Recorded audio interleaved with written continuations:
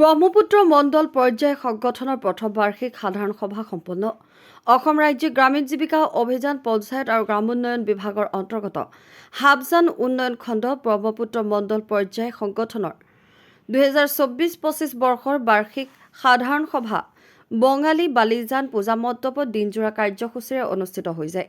মন্ত্ৰী প্ৰজ্বলন আৰু প্ৰাৰ্থনাৰে আৰম্ভ হোৱা সভাখনত সভাপতিত্ব কৰে হাবজান উন্নয়ন খণ্ডৰ খণ্ড সমন্বয়ক কৌশল বিকাশ মৃন্ময় কলিতাই। বাৰেকুৰি বৰহাবজান হাঁহচৰা আৰু হাবজান গাঁও পঞ্চায়তৰ সামাজিক সমল ব্যক্তি আৰু ৩০ শতাধিক আত্মসহায়ক গোটৰ সদস্যাৰ উপস্থিতিত অনুষ্ঠিত হোৱা ব্ৰহ্মপুত্ৰ মণ্ডল পৰ্যায়ৰ সংগঠনৰ প্ৰথম বাৰ্ষিক সাধাৰণ সভাখনত বিগত দিনত আত্মসহায়ক গোটসমূহে কৰি অহা উন্নয়নমুখী কৰ্মসমূহৰ খাতিয়ান দাঙি ধৰে।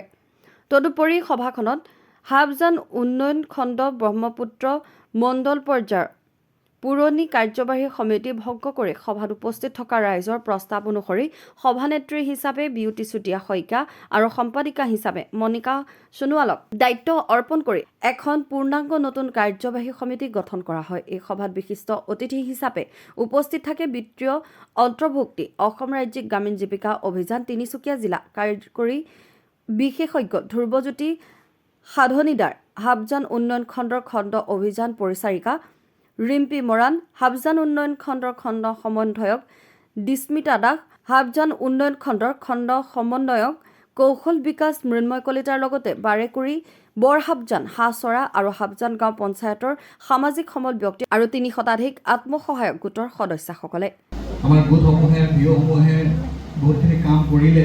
যদিও লকডাউন চলি আছিলে তাৰ মাজতে মানুহৰ ভাল হোৱাকৈ বহুতখিনি কাম কৰি গ'ল। তাৰ লগতে আন বহুতো কাম কৰি গৈছে, সেইখিনিৰ ওপৰত অকণমান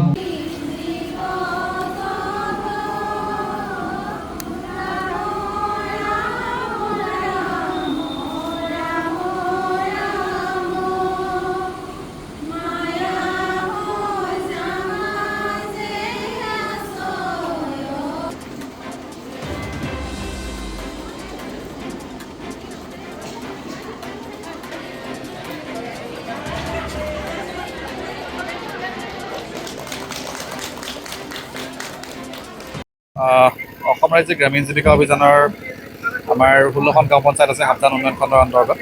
ইয়াৰে ভিতৰত বাৰেকুৰি বৰহাবজান হাঁহচৰা আৰু হাবজান গাঁও পঞ্চায়তৰ যিখিনি আত্মসহায়ক গোট আছে সেই আটাইখিনি লগ হৈ যোৱা 2020 চনতেই ব্ৰহ্মপুত্ৰ মণ্ডল পৰ্যায় সংগঠন CLF নামৰ এটি সংগঠন গঠন কৰিছিল, যিটোৰ জৰিয়তে গোটেই 4খন পঞ্চায়তৰ যিমানখিনি আমাৰ আত্মসহায়ক গোটৰ সদস্য আছে, মেম্বাৰ্ছ আছে, তেওঁলোকৰ পৰিয়ালখিনি আছে, তেওঁলোকৰ সৰ্বাংগীন উন্নতিৰ কাৰণে কামখিনি কৰি অহা হৈছিল।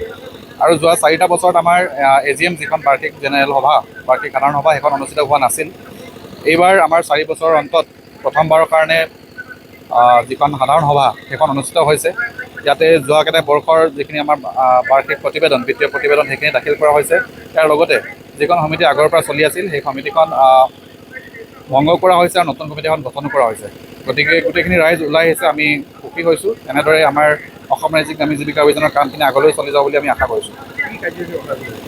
কাৰ্যসূচী অনুসৰিতো আমাৰ আজি প্ৰথমতে অতিথিসকল আহিছিলে, তেওঁলোকৰ সেই চিনাকি পৰ্ব অনুষ্ঠান হৈ গ'ল। তাৰে পিছতে আমাৰ যোৱা 4টা বছৰ যিখিনি সামাজিক কাৰ্যকলাপত আমাৰ CLF মণ্ডল পৰ্যায় সংগঠনটো জড়িত হৈ আছিল, সেইখিনিৰ ওপৰত আলোকপাত হ'ল। তাৰ লগতে যোৱা কেইটা বৰ্ষত যিখিনি বিত্তীয় লেনদেন হৈছিলে তাৰ বিত্তীয় প্ৰতিবেদনখিনি দাখিল কৰা হ'ল ৰাইজৰ আগত, আৰু তাৰ লগতে পুৰণা কমিটিখন ভংগ হোৱাৰ লগতে নতুন কমিটিখনৰ গঠন কৰা হ'ল। মাকুমৰ পৰা ৰাতুল ডেকাৰ ৰিপৰ্ট, ৰিপাব্লিক।